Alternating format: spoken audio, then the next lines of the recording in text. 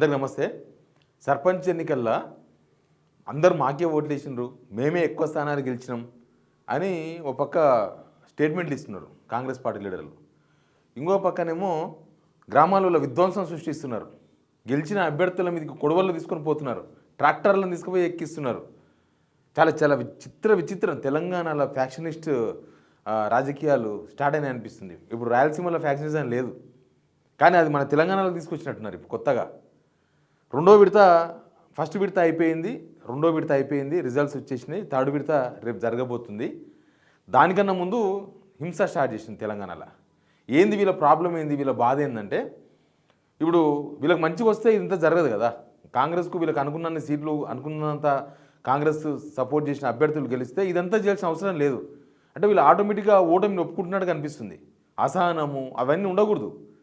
ఇవన్నీ ఢిల్లీలో ఉన్న ముఖ్యమంత్రి ఇక్కడోళ్ళకి మాట్లాడుతున్నాడు, ఎవరికి మినిస్టర్స్కు ఎమ్మెల్యేలకు మాట్లాడుతున్నాడు. మీ కాన్స్టిట్యున్సీలు ఇట్టెందుకైంది అట్టెందుకైంది, థర్డ్ విడత ఎట్లయినా సరే మనం 80% క్లీన్ స్వీప్ చేయాలి, బీఆర్ఎస్కి అన్ని సర్పంచులు గెలవద్దు, బీఆర్ఎస్ సపోర్టెడ్ అభ్యర్థులు గెలవద్దు, మీరు ఏం చేస్తారో చేయండి.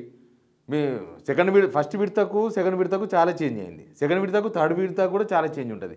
నేను చెప్తా ఆ పాయింట్ ఏందో చేంజ్ ఉండేది. అంతకన్నా ముందు సబ్స్క్రైబ్ చేసుకోవడం మాత్రం మర్చిపోద్దు. నేను ఏదో తమాషా కోసం అడుగుతలేను. ఛానల్ను రిపోర్ట్ కొట్టే వాళ్ళను నేను ఫేస్ చేయలేకపోతున్నా కాబట్టి మీ సపోర్ట్ అడుగుతున్నా. కాబట్టి మీరు సబ్స్క్రైబ్ చేయని వాళ్ళు 50% ఉన్నారు, మన ఛానల్ చూసే వాళ్ళు 50%. ఉన్న సబ్స్క్రైబర్స్ కూడా కొద్దిగా యాక్టివేట్ కాండి. సబ్జెక్ట్లోకి పోదాం, ఈ వీడియో షేర్ కూడా చేయండి. ఏంటంటే ఫస్ట్ విడతలో మనం ఇందిరమ్మ చీరలు ఇచ్చేసినాం, ఇందిరమ్మ ఇల్లు అని చెప్పేసి కొద్దిసేపు డ్రామాలు నడిపిస్తున్నాం. 2 సంవత్సరాలని సంబరాలు అని ఒక కొత్త డ్రామా తీసుకొచ్చినాం. ఇక మొత్తం బాగానే ఉంది, అంతా బాగుంది, అంతా సూపర్, తెలంగాణ అంతా బాగుంది మా పాలనలో అని కలరింగ్ ఇచ్చే ప్రయత్నం చేస్తే ఫస్ట్ విడతల దౌడ పనులు రాలినాయి. సెకండ్ విడత ఇక బాగొస్తుంది అనుకున్నారు. సెకండ్ విడతల మూతి పనులు మొత్తం రాలిపోయినాయి కాంగ్రెస్వి. సెకండ్ విడతల డబ్బులు వంచిండ్రు, మద్యం వంచిండ్రు, బెదిరించిండ్రు, అన్నీ చేసిండ్రు. ఫస్ట్ విడతలు కూడా చేసిండ్రు. ఇంకా రేవంత్ రెడ్డి అయితే కాలుకు బల్పం కట్టుకొని తిరిగిండు కదా. ప్రపంచంలో ఏ ముఖ్యమంత్రి కూడా సర్పంచ్ ఎలక్షన్స్ కోసం ప్రచారం చేసిన సందర్భాలు లేవు. నేను చాట్ జీపీటీలో వెతికిన, ఏ రాష్ట్రంలోనన్నా ఎక్కడనన్నా ఒక ముఖ్యమంత్రి సర్పంచ్ ఎలక్షన్స్ ప్రచారంలో తిరిగిండ్రా అంటే నో వన్, ఎవ్వరు ఏ ముఖ్యమంత్రి కూడా తిరగలేదు. మీరు కూడా చాట్ జీపీలో కొట్టండి, అసలు రిజల్టే రాదు. అసలు సర్పంచ్ ఎలక్షన్స్ పార్టీ గుర్తు మీద జరగవు నాయనా అంటే లేదు, మీరు అభివృద్ధికే ఓటేయాలి, మా వాళ్ళకే ఓటేయాలి, మా వాళ్ళకి ఓటేస్తేనే మేము మీకు సహకరిస్తాం, లేకపోతే అయ్యాం. తెలంగాణ జనాలు ఏమన్నా ఏమనుకుంటున్నారు? తెలంగాణ జనాలు అమాయకులం కాదు, చూస్తారు, టైం కోసం చూసిరు, టైం వచ్చింది చూసిరు. ఇంకా రేపు మసాలా ఇంకా వేరే ఉంటుంది. సెకండ్ విడతలో అట్లా నడిపించారు. సెకండ్ విడతలో కూడా అనుకున్న సీట్లు రాలే కాంగ్రెస్కి, దాంతోన హింస స్టార్ట్ చేసిండ్రు. ఇప్పుడు థర్డ్ విడత జరగబోతుంది. థర్డ్ విడత కన్నా ముందు హింస స్టార్ట్ అయింది. అంటే భయపెట్టుడు అనమాట. మందు ఇచ్చుడు, డబ్బులు ఇచ్చుడు, చీరలు ఇచ్చుడు అయిపోయింది. అవన్నీ అయిపోయినాయి. ఇంకా జనాలు ఇట్లా ఓట్లు వేయరని హింసకు దిగిండ్రు. థర్డ్ విడత ఎలక్షన్స్ కన్నా ముందు నిన్న మొత్తం రచ్చ, రాత్రి మొత్తం రచ్చ. ఏంటంటే పోలీసులు మా చేతిలో ఉన్నారు, కేసులు ఏం పెట్టారు. ఇంకా ఎమ్మెల్యేనే ఫోన్ చేసి చెప్పబట్టే వాణ్ణి ఏంటి వీణేయండి అని. ఇంకా డైరెక్ట్గా ఓపెన్గా ఎమ్మెల్యేలే బయటకు వచ్చి మాట్లాడుతున్నారు. బీఆర్ఎస్ గెలిస్తే మేము ₹1 కూడా ఇవ్వం, చంపేస్తాం. Jadcherla MLA Anirudh Reddy first time MLA. ఏమైందో జడ్చర్ల ఎమ్మెల్యే ఎట్లే మాట్లాడండి, మొన్న వనపర్తి ఎమ్మెల్యే కూడా అట్లే మాట్లాడలే. మెగారెడ్డి ఫస్ట్ టైం ఎమ్మెల్యేలు. అదేదో గాలి వచ్చి గెలిచిండు స్వామి. మీరు మళ్ళీ గెలవాలంటే మీరు బాగా పనిచేయాలి. నేను మస్తు మందిని చూసిన ఓటీపీ ఎమ్మెల్యేలు అంటే వీళ్ళని. నేను ఇప్పుడు కూడా ఫస్ట్ టైం గెలిచిన ఏ పార్టీ అయినా ఏ ప్రభుత్వంలో అయినా సరే ఫస్ట్ టైం గెలిచిన ఎమ్మెల్యే సెకండ్ టైం గెలిచిండు అంటే స్టాండ్ బై ఉంటాడు. సెకండ్ టైం ఓడిపోయిండు అంటే రాజకీయాల్లో ఉండడు. ఇంకా చాలామంది పోయినారు అట్లా. కాబట్టి చాలా అనుకోగా చేసుకోవాలి పని. గవర్నమెంట్ పని చేస్తలేదు, ఓకే, మీ అసంతృప్తి వెళ్ళగక్కుతున్నారు, ఓకే, కానీ జనాల మీద కూడా అసంతృప్తి ఉండవద్దు కదా. మీకు ఏమంటున్నారు చూడండి ఒకసారి. ప్రతి బీఆర్ఎస్ నాయకులు చెప్తున్నారు, సర్పంచ్ గా గెలిచి మీరు ఏమనుకున్న అభివృద్ధి చేస్తారు కదా, మీరు చచ్చిపోతా అని గెలిస్తే మీరు గెలిచినా నేను చంపేస్తాను. అర్థమైందా? ఏమి అభివృద్ధి కోసం సస్తామంటే చంపేస్తాడంట ఈయననే. అనుద్ రెడ్డి మాట్లాడుతున్నాడు. ఇది ఒక ఎమ్మెల్యే మాట్లాడాల్సిన మాటలేనా? ఇప్పుడు సెంట్రల్లో బీజేపీ ఉంది, స్టేట్లో కాంగ్రెస్ ఉంది. మేము హైవేలు వేయం, మేము రేషన్ కార్డులకు బియ్యం వేయం, మేము ఏమి ఇయ్యమన్నారనుకో సెంట్రల్ గవర్నమెంట్, ఏమవుతుంది? ఇప్పుడు గెలిచిన సర్పంచ్ అభ్యర్థులకు బీఆర్ఎస్ నుంచి గెలిచిన అభ్యర్థులకు లేకపోతే సర్పంచ్లు ఏంటి కదా, బీజేపీ నుంచి గెలిచిన సర్పంచ్లకు, ఇండిపెండెంట్ సర్పంచ్లకు ఈ కాంగ్రెస్ నుంచి ప్రాణభయం ఉందంట.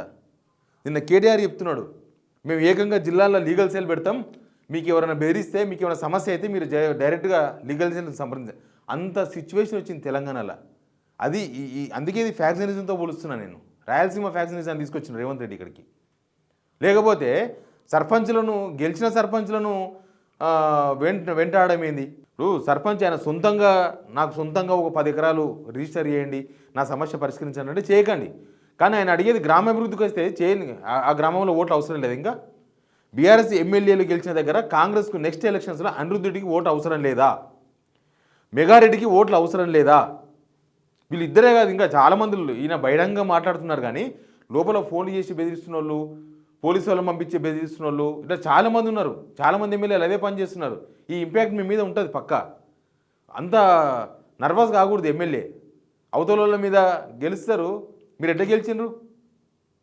ఏడైనా ఉంటారు కదా. మీరు ఇట్లే ఉన్నారంటే అసలు బీఆర్ఎస్ ఎమ్మెల్యేలో బీజేపీ ఎమ్మెల్యేలు గెలిచిన దగ్గర మీరేం ఇస్తలేరు అనేది క్లారిటీ వస్తుంది. ఇది సీఎం రేవంత్ రెడ్డి పంతా. సీఎం రేవంత్ రెడ్డి పంతా. ఇంకా ఎన్ని ఘోరాలు జరిగిన చూడండి ఒకసారి. ఈ కేసు చూడాలి మనం. ఈ కేసు ఏంటంటే ఇవన్నీ చిట్టీలు కదా. బీఆర్ఎస్ సర్పంచ్ అభ్యర్థికి పోలైన ఓట్లు మురికి కాలువల్లో దొరికినాయి. ఎంపీడీఓతో సహా 12 మంది మీద సస్పెన్షన్ వేసేసి నల్గొండ కలెక్టర్. చిట్యాల మండలం చిన్నకాపర్తి గ్రామంలో డ్రైనేజీ కాలువలు దొరికినాయట. మొత్తం రిజల్ట్ అయిపోయింది, అన్నీ అయిపోయినాయి. కాంగ్రెస్ అభ్యర్థి గెలిచిన ప్రకటించేసిండ్రు రెండో విడతల. ఇంకా విచిత్రమైన కేసు అంటే ఇది చాలా విచిత్రమైన కేసు. ఆయనతో ఫోన్లో కూడా మాట్లాడదాం మనం. వాసాల మర్రిలా ఇద్దరికి బీఆర్ఎస్ అభ్యర్థికి కాంగ్రెస్ అభ్యర్థికి సరి సమానంగా ఓట్లు వచ్చినాయి. ఓట్లు వచ్చిన తర్వాత డ్రా తీసారు, చిత్తుపోతు వేసారు. చిత్తుపోతు తీస్తే కాంగ్రెస్ అభ్యర్థికి వెళ్ళింది. కాంగ్రెస్ అభ్యర్థి గెలిచిపోయిన ప్రకటించారు. మరుసటి రోజు సాయంత్రము ఆ కౌంటింగ్ సెంటర్ దగ్గర బయట దొరికింది ఒకే ఒక్క ఓటు బ్యాలెట్ పేపర్. ఆ బ్యాలెట్ పేపర్లో బీఆర్ఎస్కు ఓటు అయ్యింది. బీఆర్ఎస్ సపోర్టెడ్ అభ్యర్థి ఈమెకు ఓటు అయ్యింది. ఈమెకు ఓటు ఉంటే అది పట్టుకొని వాళ్ళు ఆర్డీఓ ఆఫీసు, కలెక్టర్ ఆఫీసు అవి ఇవి తిరుగుతూ ఉన్నారు. ఇక్కడ లెక్క కూడా మొత్తం పెట్టిండ్రు. ఇవి ఒక్క ఓటు అది ఆఫీసర్స్ ఏం తెలుస్తారో తెలియదు. ఆఫీసర్ తెలిసిన దాన్ని బట్టి గెలుపడంలు ఉంటాయి. ఇక్కడ చూడండి ఒకసారి.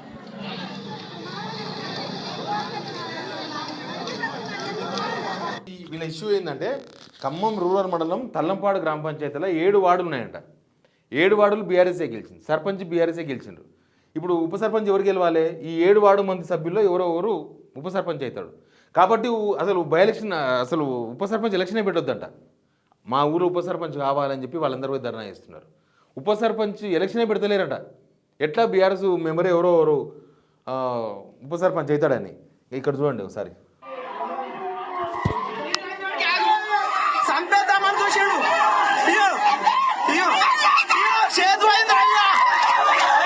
ఏకంగా కత్తి తీసుకొని ట్రాక్టర్, ఇది కత్తి కేసు కాదు, ట్రాక్టర్తో కొట్టిండట బీఆర్ఎస్ సపోర్టెడ్ అభ్యర్థిని. ఇక్కడ కాంగ్రెసే గెలిచిండ్రు. రాజకీయాలు ఉంటాయి, ఎలక్షన్స్ వరకు ఉంటాయి. గంత అసహనానికి పోతే ఎట్లుంటుంది? ఇంకో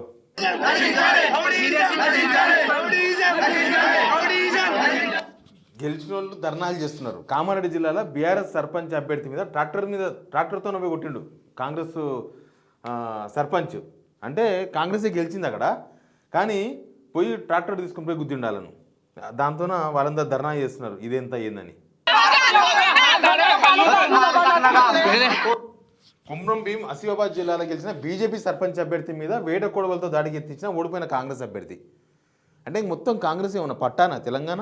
అందరూ కాంగ్రెస్కే ఓటు వేయాలి. అందరూ ఇంకా నయ్యం ఓటర్ల మీద కూడా పోతారేమో. డబ్బులు అడుగుతారు. ఆల్రెడీ మేము పైసలు ఇచ్చినాం, కాంగ్రెస్ వాళ్ళు అడుగుతున్నారు పైసలు, మేము డబ్బులు ఇచ్చినాం, మీరు ఓటు వేయలేదు. ఇక ఓటర్ల మీదకి కత్తెత్తుడు ఒకటే మిగిలింది తెలంగాణలో. ఇదా చేయాల్సింది. కనీసం ఆ ప్రభుత్వ పెద్ద రేవంత్ రెడ్డి, ఆ పీసీసీ మహేష్ కుమార్ గౌడో ఒక్క స్టేట్మెంట్ అన్న ఇచ్చిర్రా? ఒక్క స్టేట్మెంట్ అన్నా? అరే అట్లా ఏకండా ఎలక్షన్స్ అయితే పోతూనే ఉంటాయి, వస్తూనే ఒక్కడన్నా స్టేట్మెంట్ ఇస్తుండా? అంటే వీళ్ళే ప్రోత్సహిస్తున్నారు కాబట్టి స్టేట్మెంట్ ఇస్తలేరు. వీళ్ళే ఇవన్నీ ఎంటర్టైన్ చేస్తున్నారు, నడిపిస్తున్నారు. లోకల్ పోలీసులకు ఫోన్ చేసే మనోడే కత్తి పట్టినోడు కేసు పెట్టొద్దు, ట్రాక్టర్ ఎక్కించింది మనోడే వాళ్ళ మీద కేసు పెట్టొద్దు. ఇంకా రేపు థర్డ్ విడత కోసం ఆల్రెడీ బెదిరింపులు స్టార్ట్ అయినాయి. డైరెక్ట్ ఓటర్లకే బెదిరింపులు స్టార్ట్ అయినాయి. చూడండి అది కూడా. అన్నది కూడా క్యాన్సల్ కాలేదు. అన్నది కూడా మా వదిన పేరు ఇప్పుడు ఇక్కడ ఎవ్వరు గెలిచి ఈయనే పని చేస్తాడు. రేపు ఎమ్మెల్యే కాడికి కాబట్టి ఈయనే రావాలి. ఈయన వస్తేనే పని అయితే ఊరికి ఎవ్వరు వచ్చిన పని కాదు. గెలిచిన ఆయన సర్పంచ్, ఓడిపోయిన ఆయన సర్పంచ్. ఆయన రావాలి, మీకు గెలవాలని పని చెప్పారు. పనులు కావాలంటే ఇప్పుడు ఉన్న ఇల్లు కూడా క్యాన్సల్ చేపిస్తాడు ఆయన. చూసినరా ఓటర్ల బెదిరింపులు. జిల్లా అచ్చంపేట మండలం గుంపనపల్లిలంట. ఓట్లు లేకపోయినా ఆయనే సర్పంచ్ అంట. మరి ఓట్లు ఎందుకు అడగాలి? ఆడ ఎమ్మెల్యే వంశీకృష్ణ ఏం చేస్తున్నాడు? ఆయన అనిచాడంట. ఈయన మాజీ ఎంపీపీ రామనాథం అంట. ఇలాంటి తీసుకుపోయి గల్లా పట్టి గుంజుకొచ్చి చెర్రపల్లి జైలు నూకాలి. ఓట్లు ఎలక్షన్ అంటే తెలియని ముఖాలు వీళ్ళు. అంటే బెదిరిస్తే ఓట్లేస్తారు జనం. తాడు విడత కూడా ఉంది చూసుకోండి. వీళ్ళకి ఇట్లా కాదు. ఇప్పుడు తొడపాశం పెట్టినరు. తొడపాశానికే కింద మీద గిలగిల కొట్టుకుంటున్నారు. రేపు 3వ విడతల తొడపాశం కాదు, దింపండి, అప్పుడు తెలుస్తుంది వీళ్ళకి విషయం.